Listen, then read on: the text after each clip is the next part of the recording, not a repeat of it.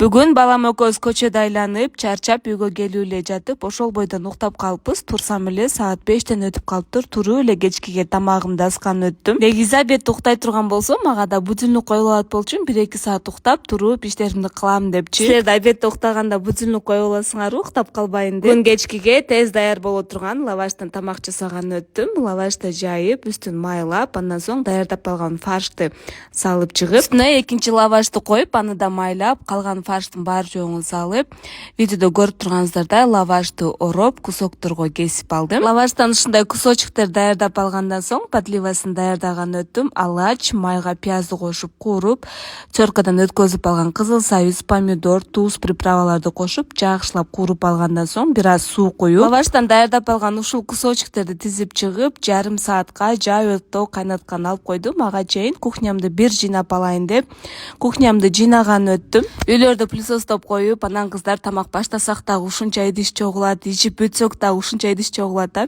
Идиштердин бар жоон жууп бүтүп, ага чейин тамагым да даяр болуп калды. Чайды дамдап, кечкиге тамагымды сүзгөн өттүм. Тез даяр болгону менен аябай даамдуу жана тоюмдуу тамак болот. Сөзсүз үй бүлөңүздөргө жасап бериңиздер. Видео пайдалуу болсо, мага катталып видео лайк басканды унутпаңыз.